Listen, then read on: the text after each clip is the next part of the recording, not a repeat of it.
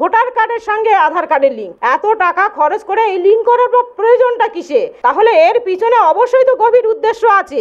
এই যে আধার card voter card link করে দেখবে 1952 সালের ভোটার লিস্টে তার পূর্বপুরুষের নাম আছে কিনা, সেই অনুযায়ী ধরবে। সেই অনুযায়ী যখন দেখবে যে 1952 সালের ভোটার লিস্টের নাম তার পূর্বপুরুষদের নেই, এইভাবে কিন্তু এনআরসি হচ্ছে। প্রিয় দর্শক, আপনারা দেখছেন এনবিটিভি, আর আমরা আমাদের মধ্যে এই মুহূর্তে পেয়েছি দামাল বাংলার একজন লড়াকু সৈনিক শিখা মণ্ডল। আমরা সরাসরি চলে যাব শিখাদির কাছে। শিখাদি, দামাল বাংলার পক্ষ থেকে সারা রাজ্য জুড়ে এনআরসি, এমপিআর, সিএ এর যে ভয়ানক পরিস্থিতি বাংলায় ঘটতে চলেছে তা নিয়ে তাদের প্রচার করতে দেখে তারা বিভিন্ন যে আক্রমণ হয়েছে, আমরা সে খবরও তুলে ধরেছিলাম। জানবো কারা আক্রমণ করেছিল, কেন আক্রমণ করেছিল, শিখাদি একটু বলবেন? হ্যাঁ, আমরা যখন এনআরসি, এনপিআর, সিএ নিয়ে ভোটের আগে প্রচারে বেরিয়েছিলাম, আমরা নন্দীগ্রামে যখন যে গাড়িটা গিয়েছিল সেই গাড়িতে আমি নিজেই ছিলাম, এবং সেই গাড়ি যখন খেজুরি বাজারের মধ্যে আমরা ঢুকি তখন সেখানে 100-150 মানুষ যারা গেরুয়া বসন পরে এবং জয় শ্রীরাম ধ্বনি দিতে দিতে তখন আমরা বুঝতে পারলাম এরা আরএসএস পন্থী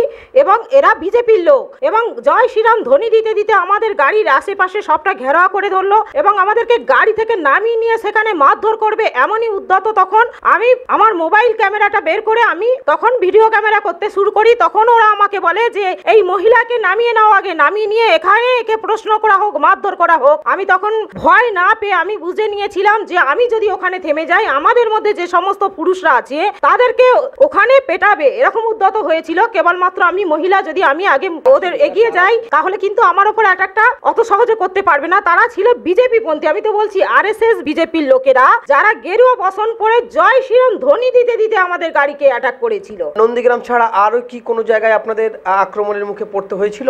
শুধু নন্দীগ্রাম নয়, বিভিন্ন জায়গায় এই পশ্চিমবঙ্গের আমরা যেখানে যেখানে গিয়েছিলাম, যেমন উত্তর 24 পরগনা, মালদা, মুর্শিদাবাদ এবং দক্ষিণ 24 পরগনায় আমাদের বকখালি আছে, সেখানেও অ্যাটাক হয়েছে। সর্বোপরি ওই উত্তর 24 পরগনা বিভিন্ন জায়গায় অ্যাটাক হয়েছে। এবং অ্যাটাক যারা আমাদের করেছিল, সবচেয়ে দুঃখের বিষয় এটাই বলি, যারা এনআরসি ছুট হবে যে সমস্ত মানুষরা বাংলাদেশ থেকে এই দেশে এসেছিল তারা কিন্তু বেশি জয় শ্রীরাম ধ্বনি দিতে দিতে এবং গেরুয়া বসন পরে তারাই আমাদের অ্যাটাক করেছিল বেশিরভাগ জায়গায়। এবং আমরা বুঝে নিয়েছিলাম শুধু তার মধ্যে ওপার বাংলার লোক নয়, এপার বাংলার লোকেরাও যারা আমাদেরকে অ্যাটাক করেছিল তারা কিন্তু বিজেপি এখানে ক্ষমতায় এলে, যেটাকে হিন্দু রাষ্ট্র বলে মানুষকে ভুল বোঝানো হচ্ছে, আসলে সেটা ব্রাহ্মণ্যবাদী মনুবাদী রাষ্ট্র হিসাবে ঘোষণা হবে।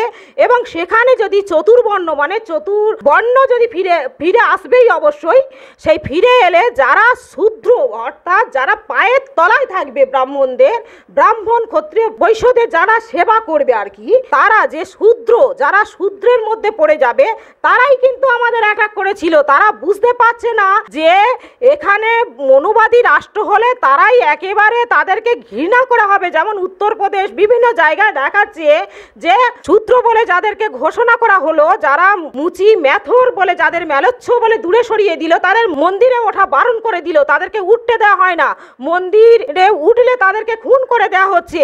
এমনকি উঁচু জাতের কোনো শিক্ষকের যদি জলের পাত্র স্পর্শ করা হয়, একটা শূদ্র জাতের কিন্তু ছেলেকেও কিন্তু বাচ্চাকেও সেখানে তারা খুন করে দিয়েছিল। এটা কিন্তু পুরো নজির রেখে যাচ্ছে। এইগুলো আমরা চোখের সামনে দেখতে পেয়েও কিন্তু মানুষ এখনো চুপ করে আছে, বুঝতে পেরেও চুপ করে আছে। আর সর্বোপরি এই নিম্নবর্ণের মানুষ যাদেরকে শূদ্র বলা হচ্ছে তারা কিছুতেই বুঝতে পারছে না যে সর্বপ্রথম পাঁঠার বলি তারা হবে। এইটা মানুষকে বোঝানোর জন্য দামাল বাংলা দীর্ঘদিন ধরে প্রচার চালাচ্ছে। আজকে সিপিএম বাধ্য হয়ে বলতে বাধ্য হলো, কিন্তু এতদিন ধরে তারা চোর ধরো আর জেল ভরো করতে করতে পুরো সময়টাকে কাটিয়ে দিল। এই সময় যদি যতক্ষণ তারা চোর ধরো আর জেল ভরো করেছিল, ওটা যদি পরে করে আগে যদি এনআরসি, এনপিআর, সি এর কথা যদি মানুষের মধ্যে প্রচার করে দিত, তাহলে আমার মনে হয় অনেকটা ভালো কাজ হতো। তারপরে সিপিএম অন্য কথা বলতে পারতো, চোরেদের ধরবে কি পরে সেটা নয়, পরে বিচার হবে, কিন্তু তার আগে আমরা বাঙালিটা শেষ হয়ে যাচ্ছি, আমাদেরকে শেষ করে দিতে আসছে, সেইটাকে আগে প্রতিরোধ না করে আগে চোর ধরতে আমরা শুরু করে দিলাম।